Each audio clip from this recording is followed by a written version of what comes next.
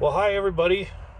I'm Tony Grillo, and welcome to my channel, Wisconsin Hugs. And today I thought I'd talk real quick about one of my favorite writers of all time. His name is Steven Moffat, and he is the creator. Well, not the creator, but he took over the reins of the Doctor Who TV series for many years. Actually, made it very popular. And he's one of my favorite writers of all times. There's kind of a joke that whenever he does write an episode of Doctor Who, someone always dies. But there are many episodes that he doesn't write where Doctor Who will say, nobody's dying today. And I always love it when Doctor Who says that. But Steven Moffat also created one of the best villains or monsters. I think he's created quite a few of them actually for Doctor Who, but one of them that I really like are the Weeping Angels. I think they're just so creepy and everything.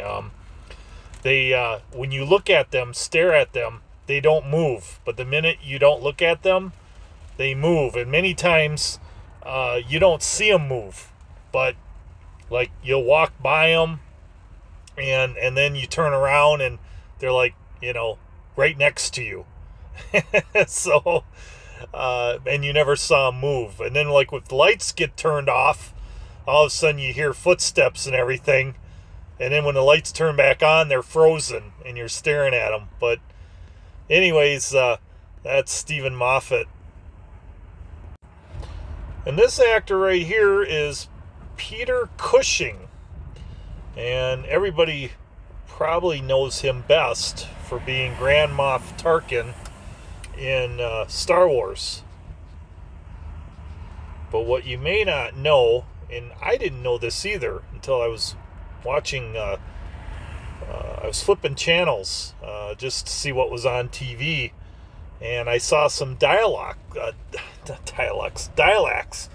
dialogues, oh, I can't believe I'm mispronouncing their name. But anyways, those little robot creatures that are running around that Doctor Who always fights. And it was a Doctor Who that I never recognized before. It was Peter Cushing. And so this post is going to be about Peter Cushing's Doctor Who and how Steven Moffat handled the situation, because when you look at all the Doctor Who's, nobody mentions Peter Cushing. I mean, here's some, pictures of all the different actors that have played Doctor Who, and you will not see Peter Cushing anywhere in these pictures. And there was a debate there whether or not Peter Cushing should be mentioned, in the canon of Doctor Who. And, well, Steven Moffat had a clever way to address that issue of whether or not, how to approach it. And so that's what my post is going to talk about today. So this is my author's page, Cucumber's a Rabbit, and I do tend to write about stuff on that page that I do not put in my Facebook. And here we go. We'll jump right into it.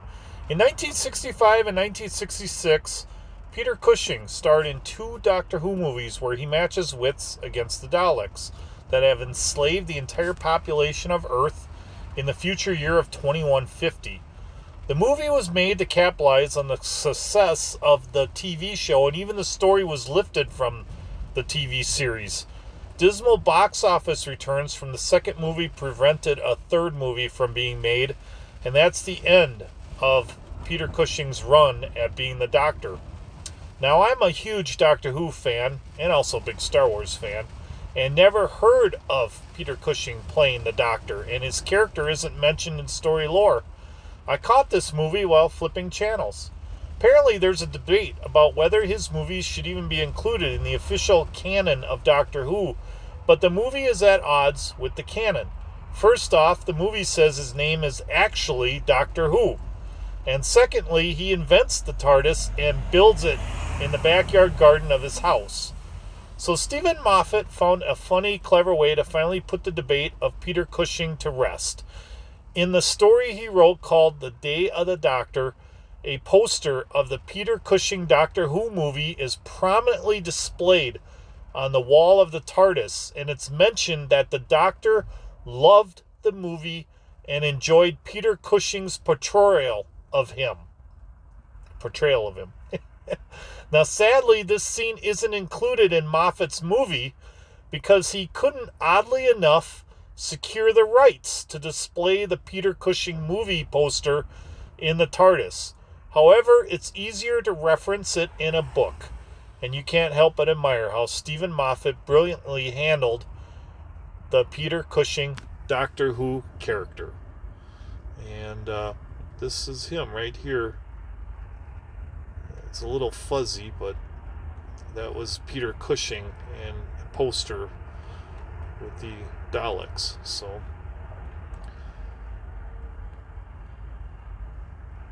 I actually got through the whole movie, and it was okay. It wasn't great, but it was okay. And I thought Peter Cushing did a really good job playing the Doctor. Yeah, you know, I could see why it didn't go to a third movie. I would not have wanted to sit and watch a third movie, especially since they stole the script right from the old TV show. So what was the point? But they only made these movies because at that time Doctor Who was making a boatload of money, and they were capitalizing on that. So, but anyways, everybody, I hope you have a great day, and yeah, I am trying my best to get home. So I thought I'd pull over and take a quick break here and put up a video, and have a great weekend, everybody, and take care. Wisconsin hugs.